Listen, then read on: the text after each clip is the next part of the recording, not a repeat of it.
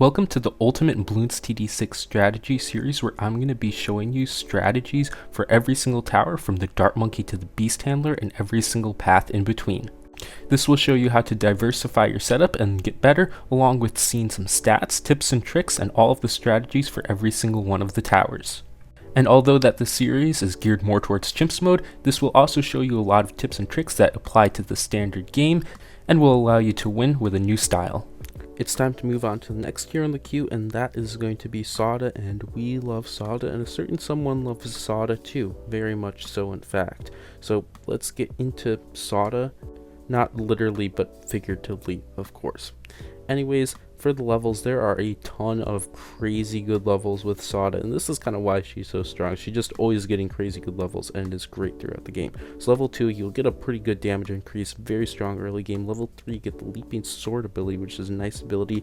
Level 4, you get another big damage increase, so keeping strong throughout. Level 7, you'll be gaining power with a lot of bonus effects. You can read those on later too. Level 9 introduces the bleed status, which is a damage over time, which will help out a lot. Then level 10, you get the sword charge ability, which is another great ability that pairs with the level 3 very well. Level 11, you get the increased prey on weakness, which will give way more power. Level 13, you get normal type damage, which is quite nice. That is something that a lot of towers and heroes would definitely like to have. As I'm looking at you. Anyways, level 14 to 19, you get many general damage increases, and they're pretty good damage increases too. Sauda gains a lot of power in late game and is very strong. Then level 20, you get a massive sword charge damage buff, and level 20 Sauda is really nice. So anyways, the XP scaling is 1.425x, so you won't be getting all the XP, but this brings the Energizer in, and we have a Sauda Energizer strategy. It's not really the most common thing you'll see with Energizer, but it definitely has a lot of power, and you can do a lot with it, especially if the map is really good with sword charge. So the buffs that you'd want to get, you can really buff Sauda up a lot. The Alk buff, just a Berserker Brew on Sauda, is great. You can get Embrittlement, and then all these other stuff like the slows Moab Glue you'll see later too, which will be helping the weakness effect, because Sauda really has a unique ability where she will gain damage based on the status effects that are being applied on Bloons. So if they're like slowed, stunned, have a damage over time, she will be able to deal more damage to that, which is actually kind of crazy and really cool. When it comes to strategies, there's no real synergy, but you could kind of just put whatever. Sauda is a very great general damage hero that will pair any part of the game pretty darn well. Early, mid, late game, Sauda will be doing great, so you can put it in with anything. And on maps that she's good on, she does have short range, so single target maps would be preferable with bends and loops. So pros is that you can start with her on Chimps, very effective damage, good abilities, works with many different towers. Cons is that it's unusable on many maps, she doesn't buff anything, and she has short range, but honestly she's just a great hero. So let's take a look at the objectives. So we're going to be looking at Sauda Energizer, Sauda basic strategy, and then Sauda damage and save up as the hero. So the first rounds of this example, which is of the Energizer example, disappeared. Kind of sad, but I just got Sauda. You can start with Sauda because why not? Then we got that Spike Factory up, Alk buff Sauda, and then beat round 40. So for round 40, you probably notice you have a really cool trick where you can just beat the inside of the Moab and then use level 3 if you time it right to take out all the ceramics in one shot. Very useful. If you can time that right, you'll be able to do a lot with it. Then I'm going to get that reactor up. That's going to become Energizer, and I take a really unique approach on this Energizer save up, which is actually something that works out decently well. Normally I'd recommend pairing it with just a little bit of an extra damage shower, like maybe an overdrive would work out well, because we'll be having embrittlement with us anyways, but you can just get the damage debuff and all of the status effects on her, which will be increasing her damage. And with just the cleanup of a spiked mines, Sauda will be able to bring you all the way to Energizer on this map, which is off the coast, which is actually pretty darn cool. So you could do that on like easier maps too, and get Sauda Energizer up and running. And the nice thing about this is that all of these towers will be useful in the late game too. That embrittlement, Alk buff, the Moab glue, spiked mines is going to be good in the late game too, so that's really nice. It's going to be quite effective, and it was much better of a save up than I thought. Spiked mines is kind of the goat though in the mid game, and we'll be able to get you through a lot of stuff though. So maybe that's kind of where a lot of our power was from. But Sauda definitely did a lot of work. And oh my goodness, my dog snores really, really loud. I hope this doesn't pick up in the camera. Good job, Violet. But anyways, it's just really amazing. And once we get Energizer, a lot of times there's the issue, you get Energizer, but now you really don't have damage, because that you buy that Energizer, but you aren't getting the damage immediately. It's going to be drawn out through the rest of the game. But luckily, Sauda will be gaining power fairly equally through the rest of the game. So it's not like you're going to be in a pickle once you buy Energizer, like in many different cases. And also, Energizer will do a little bit of damage, not so much. Not like a crazy amount, but a little bit too if the placement's in a good spot. So I had no problem surviving after getting Energizer. Everything was great, and we just started racking up levels, got level 20 eventually, and Sauda just went crazy. I ended up getting another damage tower in here to pair with after that, because we can't just rely only on Sauda most of the time. If the map has like any amount of difficulty, like if you're playing on a beginner map, you can do like definitely Sauda 2 Mega Pop or whatever. But we get Energizer there, and now we're gonna look for some more damage. You could do something that pairs well with Energizer, I guess, but I'm just gonna stick to what's gonna be good generally. That's gonna be Tax Zone.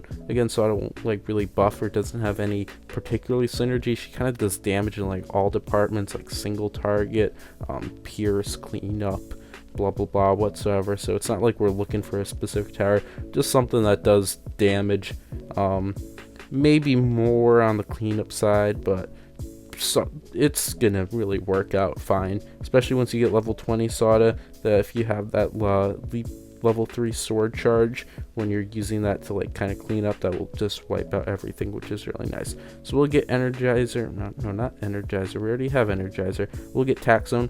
I'll get Overclock too when you have a really high level Sauda. When you're using this Energizer, Overclock can be a pretty good choice. You could also overclock the Tax Zone, not bad too. Generally without Energizer though, I would not overclock Sauda. It's kind of a lot of money put into something that you probably won't really necessarily get all of your values out of.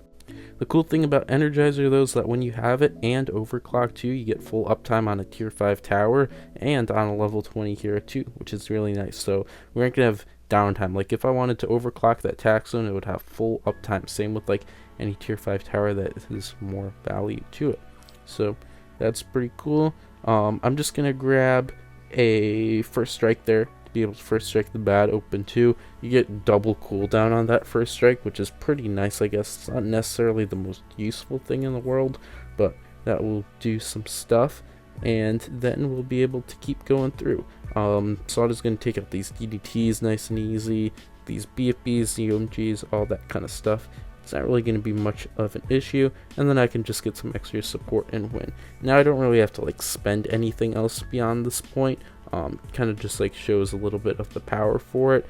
On round 98 here, I probably should have used the level 20 ability a little bit later. You kind of want to use it kind of at the end, because we'll sweep around and just grab everything. But then I was still able to survive because Spike Mines is the GOAT, and first strike the bat and you win. You also can just use Sauda kind of like Etienne, as I showed in the last video. We just have some random towers that synergize well. As I said, Sauda like does generally well in all areas of damage, kind of amazing at that. Like she does good at all, like great at all areas of damage. So just pick two towers that will complement each other. I got Dinosaur and Spirit of Forest, and because this map doesn't really take support well, I just got it as like a form of a tier 5 support tower instead of just like kind of the regular set of supports. We got a Cripple Moab up there that's going to be doing damage debuff, slowing stuff, and even damage too. Cripple Moab's an odd tower, so you could kind of play it around like that also.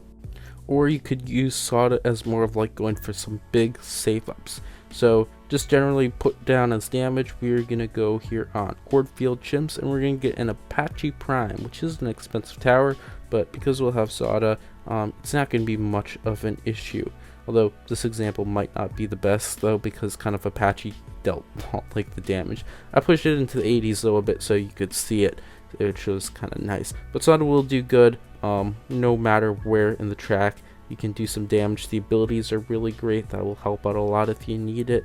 And if we were able to do this Apache Prime save just fine, even pushing it like way past into 60,000. You could have gone way further too. You should be able to do some big save ups with Sauda too, because Sauda has good damage at like everything in all stages of the game. We're going to be doing great in the early game, mid game, and I guess late game after, but you'd have your big save up by that time, so you can greed out in the early game too, which helps out a lot. Like, actually kind of a lot, because if you have another hero where you have to get some like starters to get down, you need to get like a druid of the jungle to be able to beat the early rounds, you're wasting like $4,000 or $5,000. That's all money that you could have saved, that you would have saved if you have Sauda. So that's really nice. Just general stuff like that too. It's really cool. If you did not know, you can put an alchemist back there, an alch buff a helipad, and still get a village up at the top without wasting all of your spots there, which is nice. Also, Sauda will take out those camos in the early game, which is really cool. But anyways, everything's pretty simple. You got the heli pilot up, you got Sauda down, alch buff. That Juggernaut was kind of just there for the early game. That's also going to help me get Apache a bit. Probably didn't exactly need it fully, but it was good insurance, and for the black border, we're going to be totally fine because we bought that now. But anyways, I'm going to talk about something funky. So when Sauda came out, if you remember, this was a long time ago, everybody was talking about how bad Sauda was, like totally worst hero. And this is like kind of more like the expert community at the time. Well, at the time, like I guess nobody was experts. So yeah, let's go. Woohoo. We got better at the game now a bit maybe, but everyone was talking about how bad Sauda was, and this was when Sauda was like in the best stage. He was like, this is 1 TC level Sauda. Sauda can't come close to doing that anymore, yet everybody was talking how bad Sauda was. And then after Sauda got nerfs, and nerfs and even more nerfs, everybody's like, wow, Sauda's so good.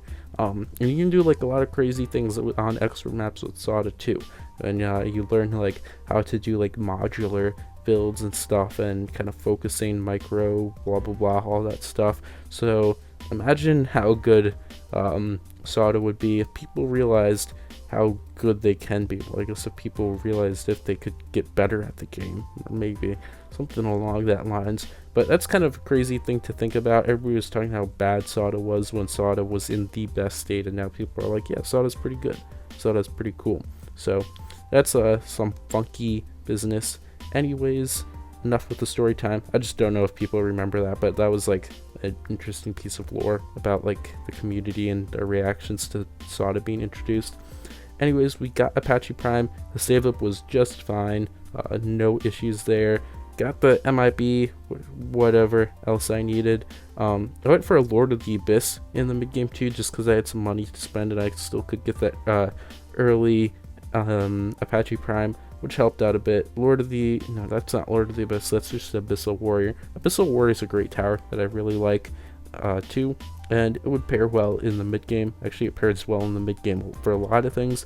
Increasing Pierce is really nice. It's only 20%, but still that does a lot. And then I grabbed Super Glue to deal with the DDTs a lot easier, because it's generally pretty weak at DDTs. But anyway, Sauda didn't really get like too much action, but when you needed her, she came back and dealt some extra damage to keep you in the game. So that's really nice, and she definitely can help out, and is very good. Thanks for watching. If you want to help out the channel, you can check out these new videos, like and subscribe for more content, support the channel by becoming a member, and joining the Discord to chat with the community. Bye!